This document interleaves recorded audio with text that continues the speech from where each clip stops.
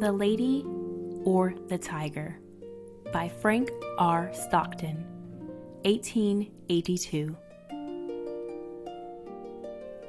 In the very olden time, there lived a semi-barbaric king, whose ideas, though somewhat polished and sharpened by the progressiveness of distant Latin neighbors, were still large, florid, and untrammeled, as became the half of him which was barbaric.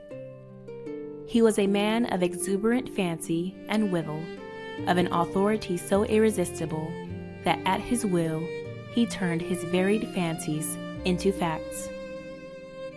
He was greatly given to self-commuting, and when he and himself agreed upon anything, the thing was done.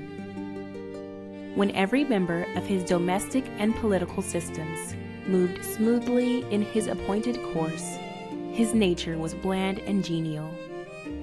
But whenever there was a little hitch, and some of his orbs got out of their orbits, he was blander and more genial still, for nothing pleased him so much as to make the crooked straight and crush down uneven places. Among the borrowed notions by which his barbarism had become semified was that of the public arena, in which, by exhibitions of manly and beastly valor, the minds of his subjects were refined and cultured. But even here, the exuberant and barbaric fancy asserted itself.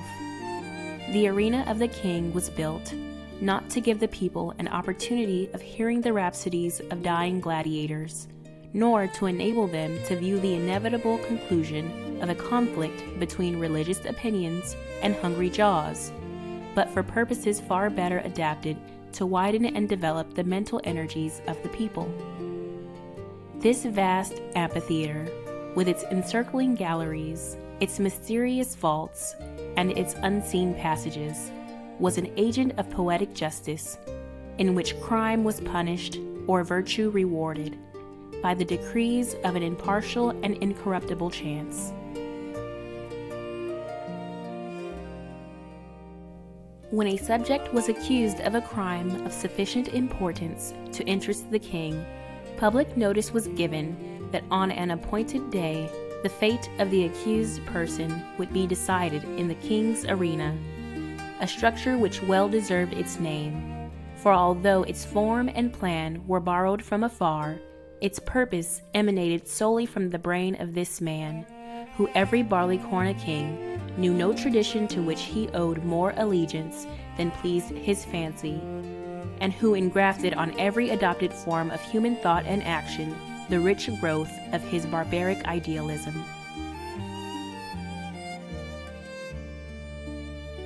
When all the people had assembled in the galleries, and the king, surrounded by his court, sat high upon his throne of royal state on one side of the arena, he gave a signal. A door beneath him opened, and the accused subject stepped out into the amphitheater. Directly opposite him, on the other side of the enclosed space, were two doors, exactly alike and side by side.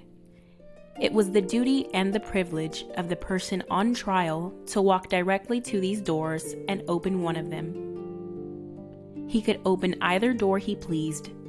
He was subject to no guidance or influence but that of the aforementioned impartial and incorruptible chance. If he opened the one, there came out of it a hungry tiger, the fiercest and most cruel that could be procured, which immediately sprang upon him and tore him to pieces as a punishment for his guilt.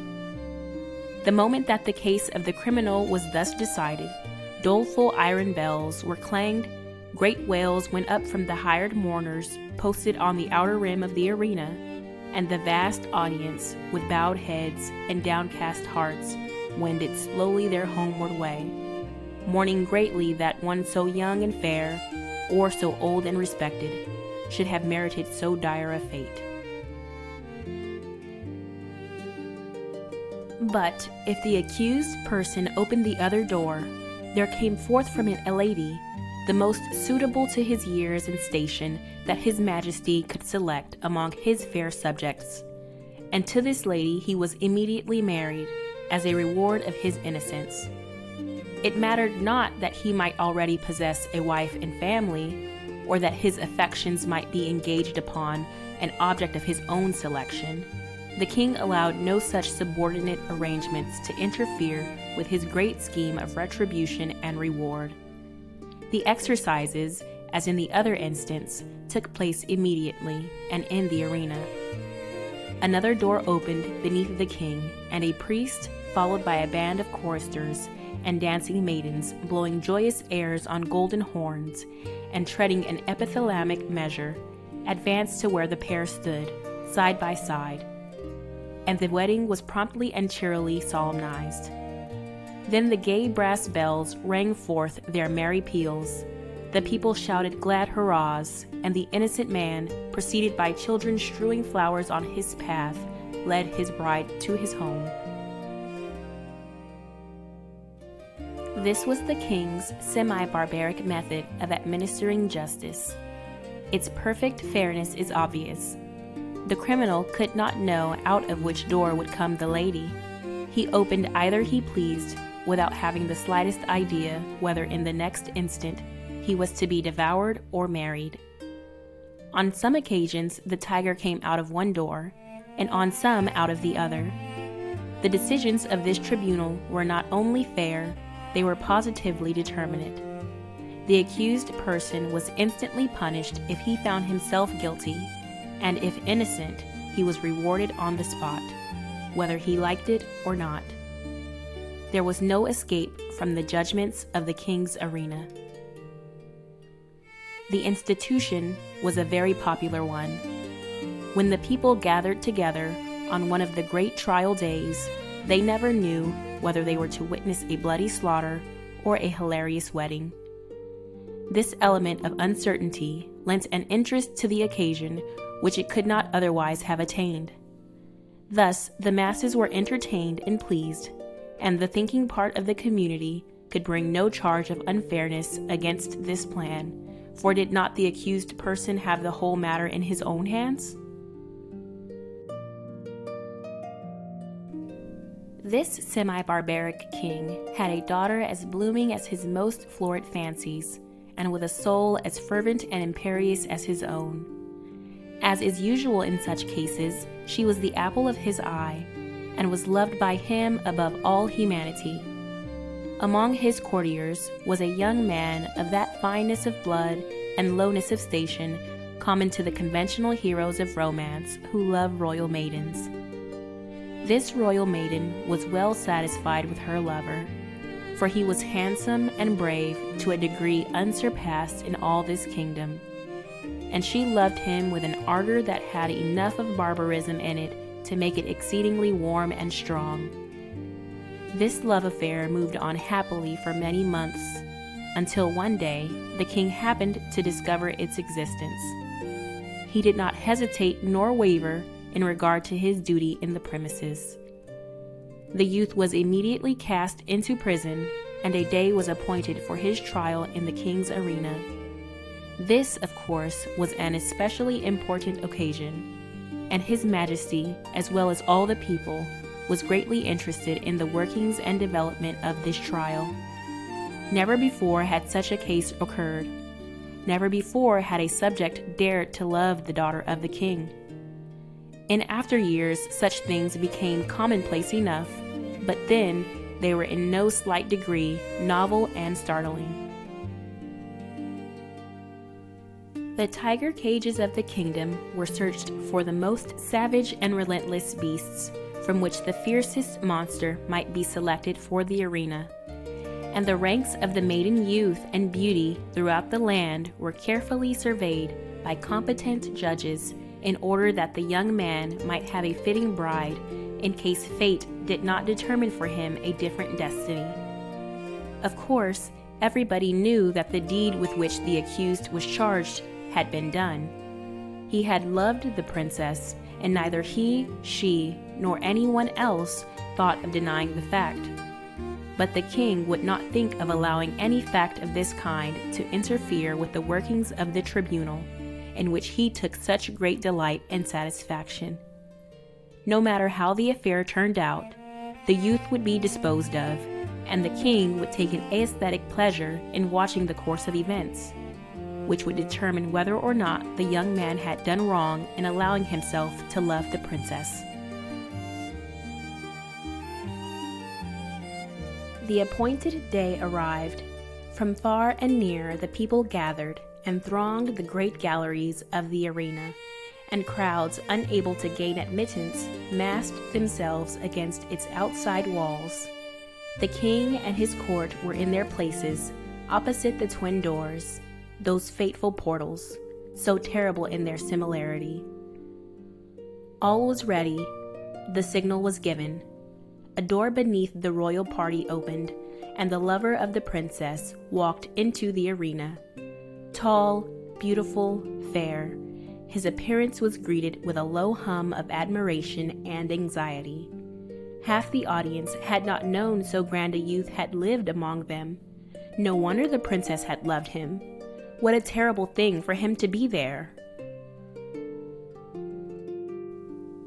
As the youth advanced into the arena, he turned, as the custom was, to bow to the king.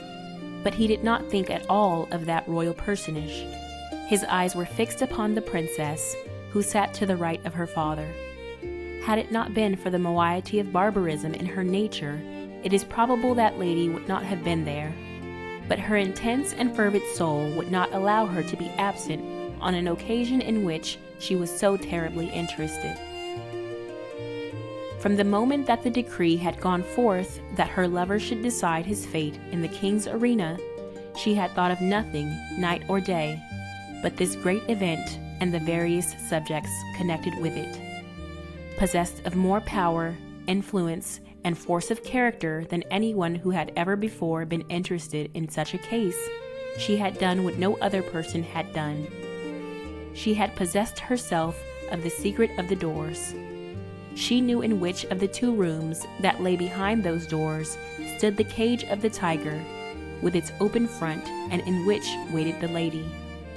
Through these thick doors, heavily curtained, with skins on the inside, it was impossible that any noise or suggestion should come from within to the person who should approach to raise the latch of one of them.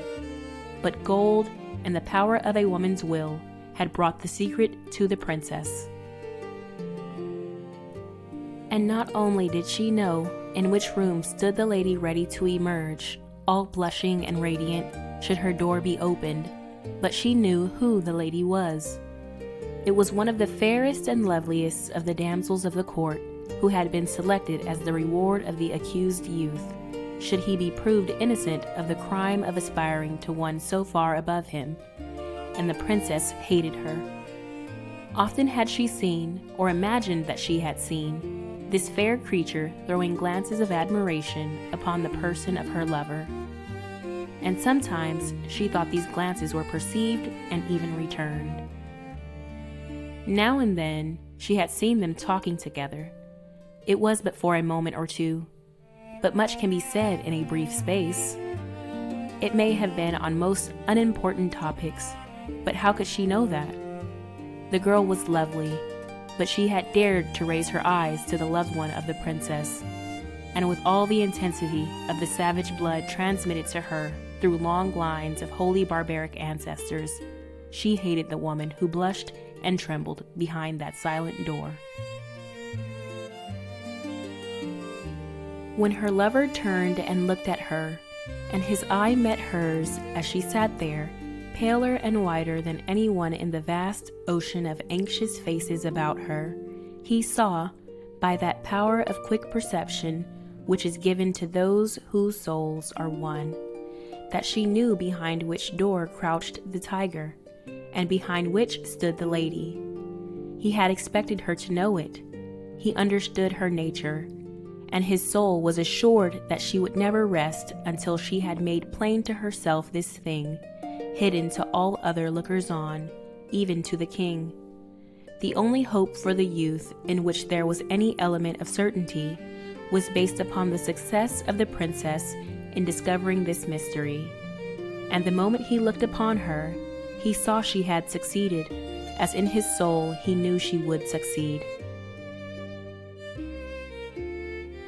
Then it was that his quick and anxious glance asked the question, "Which?" It was as plain to her as if he shouted it from where he stood. There was not an instant to be lost.